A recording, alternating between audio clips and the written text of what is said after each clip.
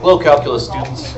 Today we're going to be looking at the last set of integrals that you're responsible for knowing how to integrate in Calc 1. And those are arc function integrals. Now in my last lesson, I should have probably introduced you a little bit to the factual arc integrals that you should know, and we're going to look at manipulating those in depth today. And that's kind of about as far as we're going to go with integration this year. So, can you guys tell me, these are all the three factual integrals that you should already know from your derivative rules. Arc sine, Right integral is arc sine, yep. yeah, arc sine, arc tangent, arc secant. Arc secant. Okay, so let's write that down. So we've got arc sine, otherwise known as sine inverse, we're good. We've got arc tangent, which in applications and various subjects is one of the most common integrals, period, that is used, otherwise known as inverse tangent. And we've got arc secant. That's only, of course, only three of the possible arc functions that can come out of an integral, but the other ones Negative and positive. all kind of just have negatives, so really if you just know these, you can just like fudge a negative in there and make the other ones work. So.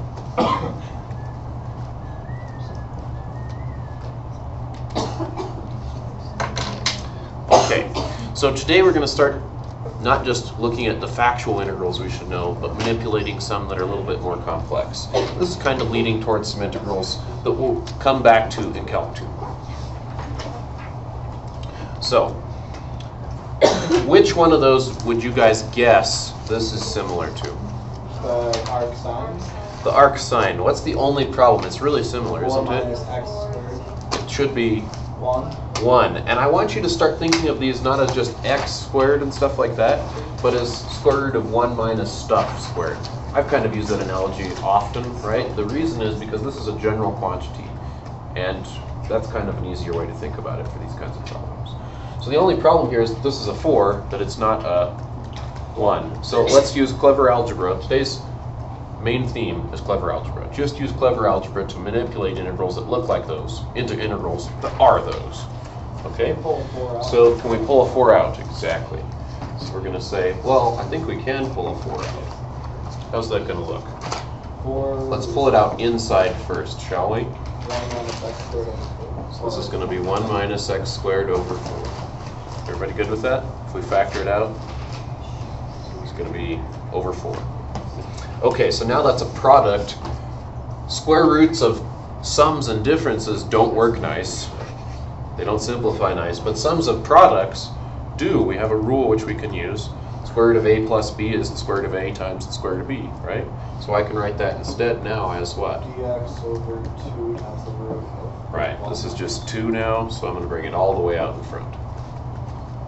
Okay, so now that is this. Now, before I write that down, let's go back and think. We know factually that the integral of 1 over the square root of 1 minus stuff squared is arc sine of stuff. Yeah. Do we have something here that's pretty much 1 minus stuff squared now? Yeah, but it's just... Yeah, but we've got to write it the right way. We've got to write it as x over 2 squared. That's 1 minus that stuff squared, right? And now I think you can see that this is set up to do a u sub. So now I'm going to go u equals the stuff.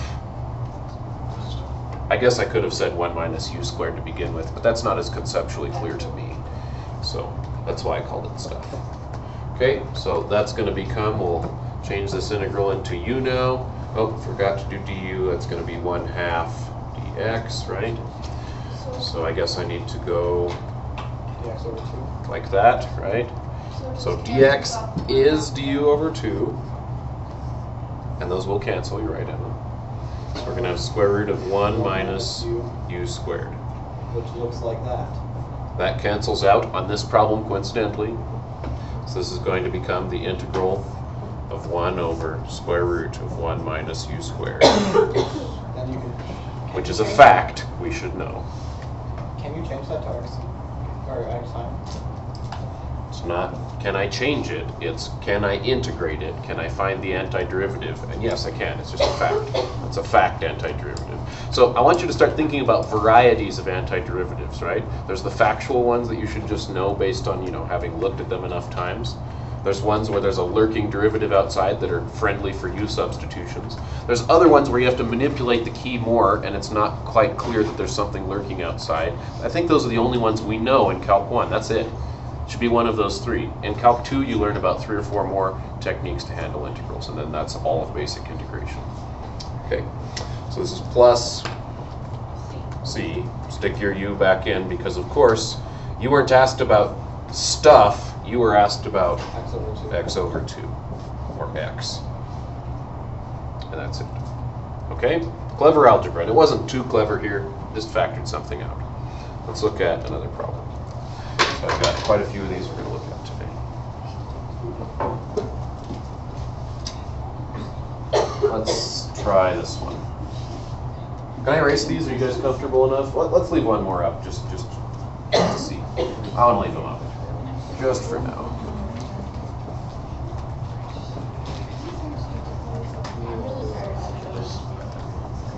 Now, I will also say, for anyone watching my video and for my class, our textbook, which is Larson, does not do these kind of problems like this. It does them using a lot more memorization and not organic, clever algebra. I really do not recommend learning this via more memorization. There's plenty of stuff that needs to be memorized. We want to limit the amount of stuff that we can memorize. And also, stuff that's just flat memorized, unless you use it all the time, what happens to it? It goes away. Eventually goes away. Organic algebra doesn't go away if you've really learned it thoroughly. Even 10 years down the line, you can pick it up real fast again. If you forgot a couple memorization facts, whatever, open your book, look at them again. They'll come back. Organic algebra is the best way to do these, okay? So don't look at your book too much on these if it's doing them that way, in my opinion. All right, so which one do you guys think that one is going to become if it's one of these three? Arctangent, pretty clear, right? It doesn't have a square root in it. Sometimes it's hard to say, not on this one though. So what are the two issues that we have on this problem? A 2 and a 9. This is supposed to be a 1, and that's supposed to be a 1, right? So you might be thinking, well, do I pull a 2 out or do I pull a 9 out? If you want to pull one of them out, I think that you want to pull the 2 out because this has to be 1, right? Maybe we can like fudge this into the stuff that we were talking about a second ago. All right? So let's pull it out. I'm just going to pull it all the way out in front if that's okay with you guys. So if I pull it out there, then I'm going to have 1 left here. Oh, plus what? Plus 9 halves or 4.5. Maybe 4.5 would be a good way to think about it too. Good idea.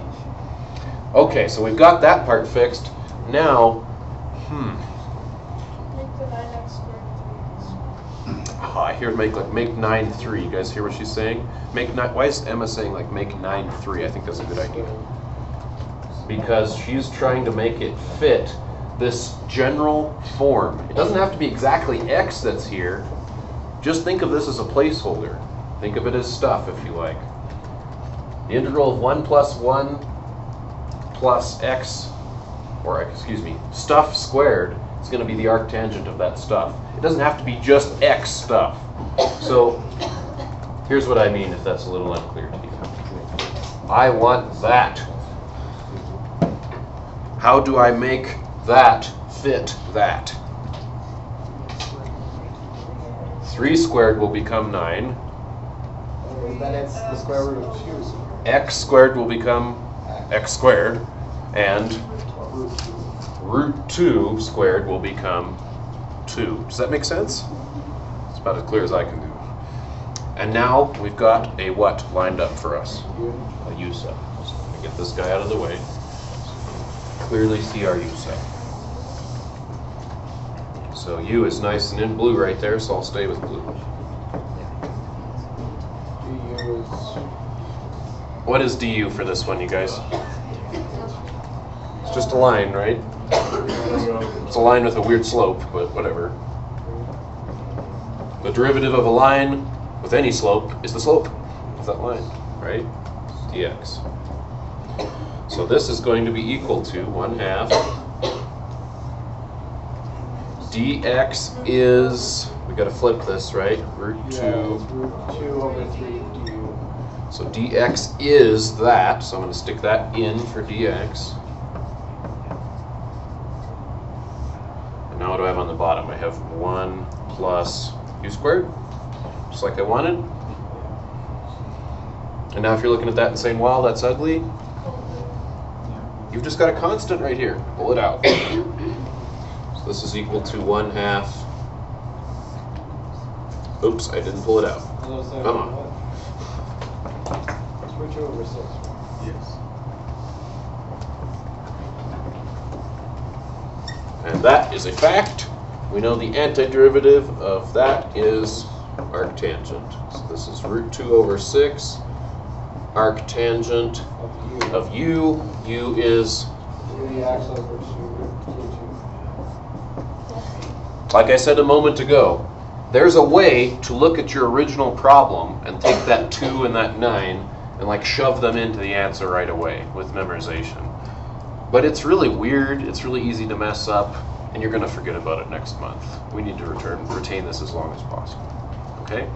And notice, did I do anything super clever here? If you get the idea of this stuff or this manipulating the form, it's just algebra. That's all it is. So, let's do some more. I guess I'm going to leave these guys up here just so we can think about it.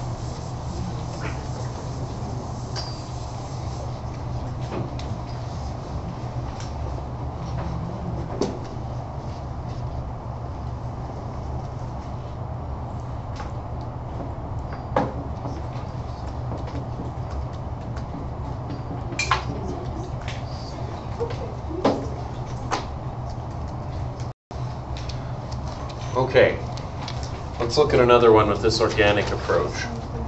So which one do you guys think that this one's going to be? Yeah. Arcsecant? Let's see.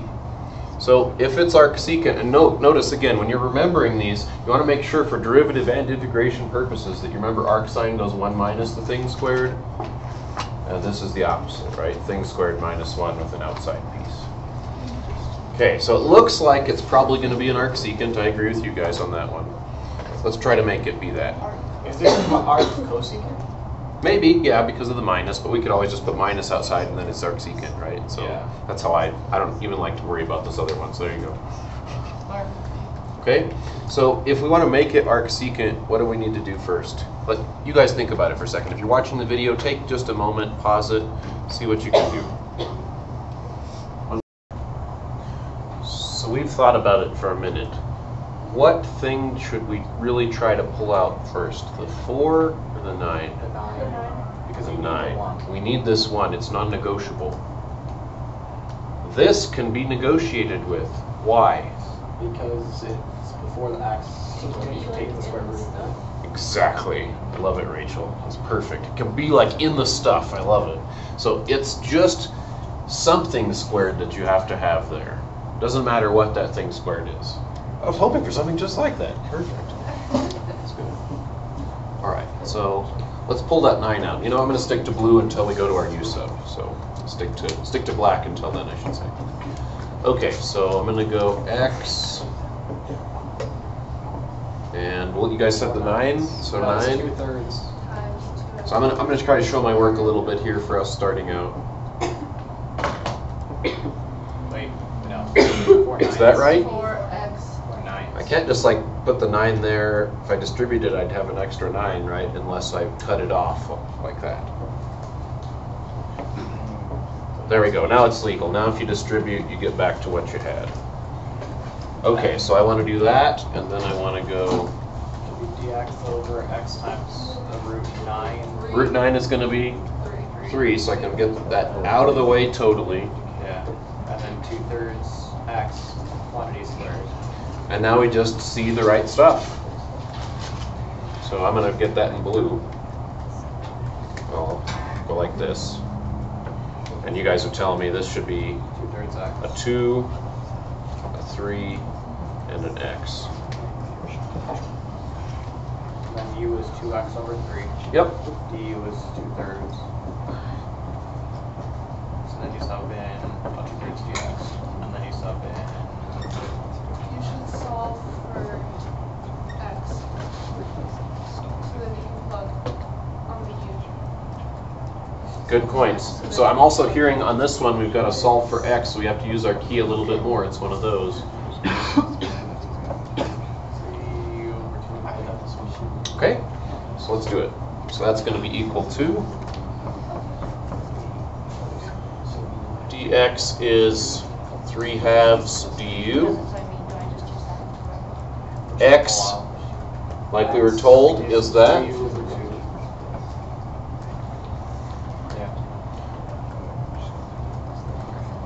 This is u squared minus 1. Notice, this should feel very substitution-ish. If it doesn't, you're not thinking about it correctly yet. Okay, it's just algebra, a direct substitution. What's going to happen with this one is the constants are going to come out. those can come out, but you could also just see that they cancel. You could pull them out, that's true. 1/3 Arcsecant, I don't think I'm going to waste another line. Arcsecant of u, which is 2x over 3. there we go. Beautiful. There's another one. Okay, so my class tried to figure out this one themselves. So if you're watching, you should probably pause the video and attempt to do this one yourself now. You might be thinking it's arcsine, you might be thinking it's arcsecant. It's kind of one that requires some experimentation. Try some different u substitutions right away. I think the u substitution that's going to work, not with that marker. Make it. Yay!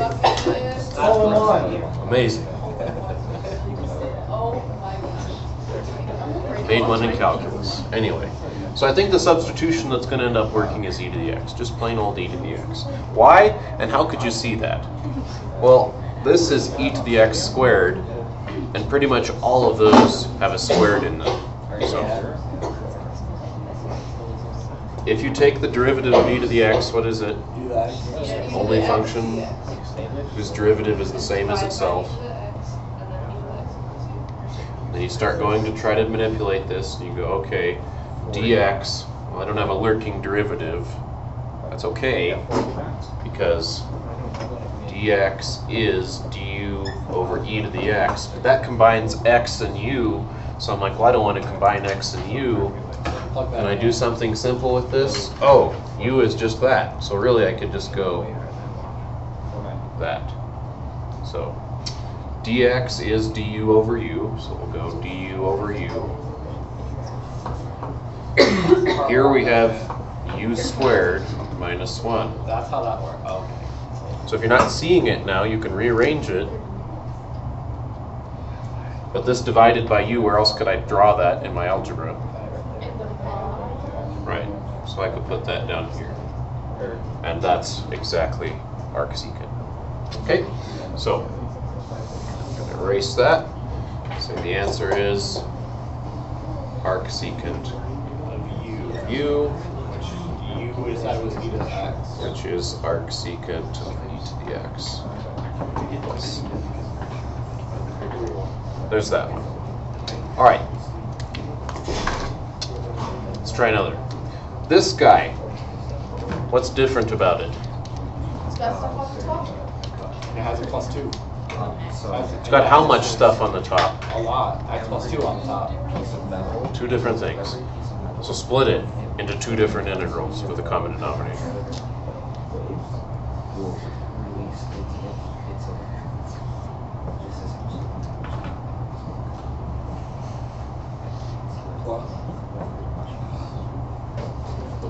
And I'm going to just pull that 2 out in front if that's okay with you guys.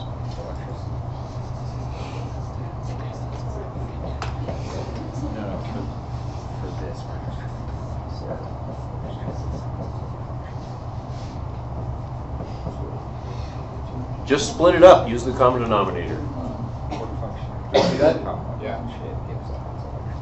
Now one of those, didn't we just do that problem? Yeah. So On the rather fly. than going through it all again, should we just copy and paste? I was thinking about doing that. We didn't do this one, right? We did We did the one on the right. that one. That was the first example we did. So what was the answer? Do you guys remember? It was Arc sine.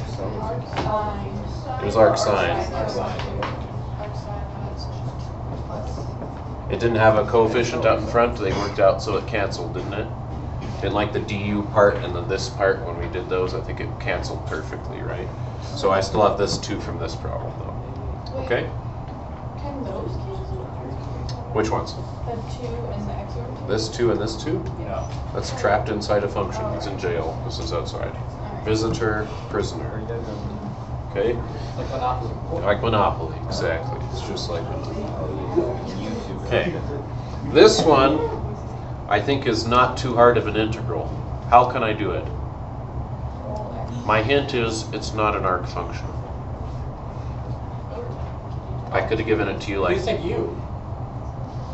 U is just 4 minus x squared, which means that the du is just -2 yeah x, x dx. which means So that du x dx over is negative. negative du over 2.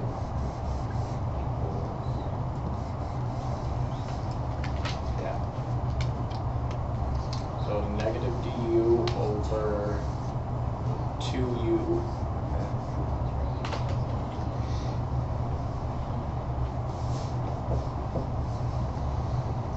So can we put that out front? Yep. Have that-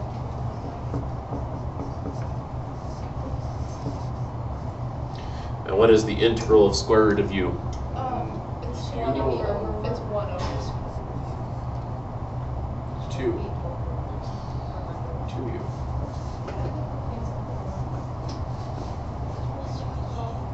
Do I have a mistake? Yes. Oh, I do. This was supposed to be like that, right? Thank you. So this should just be negative 1/2, right? So this is supposed to be positive 1/2. So you get the Divided by 1/2 is times, which cancels that. which cancels out, so you get, Negative u, negative square root of u. right. So I'm going to write my answer over here just to be clear. This guy is equal to negative square root Of 4 minus x squared plus 2 arc sine of x over 2 arc sine of x over 2. plus c. There we go. Now I did this as copy and paste this time just to save time in this video. Every time you run into these, you want to go through that argument again until the organicness of the algebra has truly become organic, and organic means something to you. Okay, let's do one more.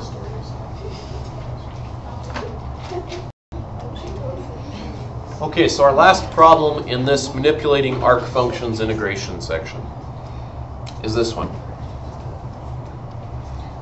Which one of the 3 candidates might it possibly be? Probably arctangent. Why? Because 7 plus. Because there's no square root, and introducing a square root just on the bottom of a function, how are you going to compensate for that? That'd be kind of weird, right? So like that would be weird to do with a clever one. So I think that it's probably this one. So let's just get these other ones out of the way since we're done for today.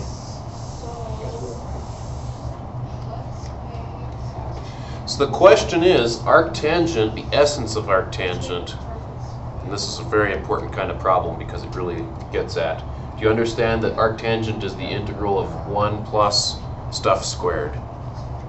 The only question is, I have some extra things in the way. How can I have just stuff squared?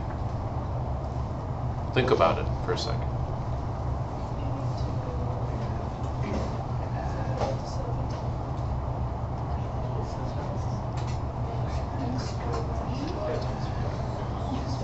Now you do want this to eventually be a 1, but I don't know if that's the way you've got to target this one. This 4x is here. It's not going away. You can't negotiate it out of there.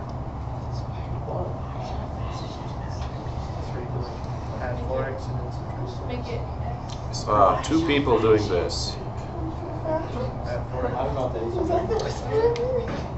It's a very brush, but I don't know what that means. This is not partial fractions. Never mind. You're in Calc 2. X minus 2 because you need to add.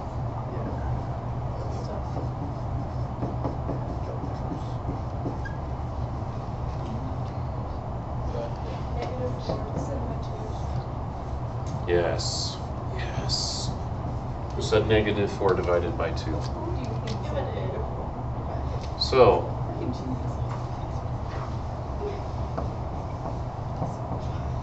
that's already there, right? Let's add something that will make this perfectly a square quantity. Plus 4. X minus 2. Now, if you're like, whoa, I can just like add magic 4s. You sure can if you subtract on the outside. That's totally legit. That's not a clever 1, that's a clever 0. Now, we haven't at this point in our mathematical careers done as many clever 0s, except with completing the square like this one. Clever 0s are actually as prolific as clever 1s the higher you go. So this is a clever 0. So we want to add that clever 0 because now this part from completing the square, if you remember your algebra, can be condensed into a complete perfect square. How's that factor? X minus 2, x minus 2. It's x minus 2 quantity squared. So then all you've got to do is say, well, what do I have left over? I had that 7 already, and then I put this negative 4 into balance, so there should be a plus 3. Now we're almost there. This is almost arctangent. I just need this to be 1, so I go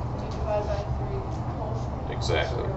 So I'll just pull a 3 out in front, choose a good color, and go back to black here. So I'm going to say dx, just leave that alone. Say my stuff right here, I made it a little bigger for a reason. This is going to be 1 when I pull that 3 out in front. So what's this going to be? X minus 2 over root 3, because root 3 squared is 3. Okay? There we go. That's a U sub. Let's do it.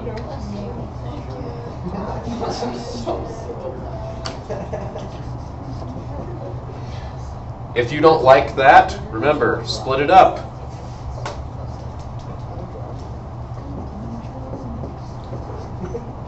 That's a constant. Its derivative is nothing. That guy's derivative is the slope. So I'm going to have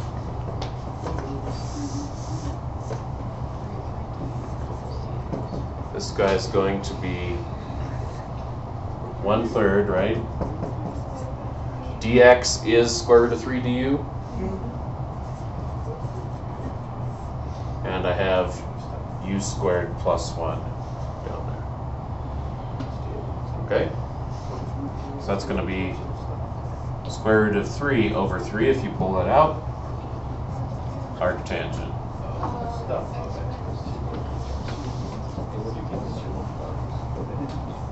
Which is x over x. Oh, don't forget the minus 2. And there we go. That's a really powerful integral, just about as powerful as we're going to get this year, but I hope we're feeling strong now.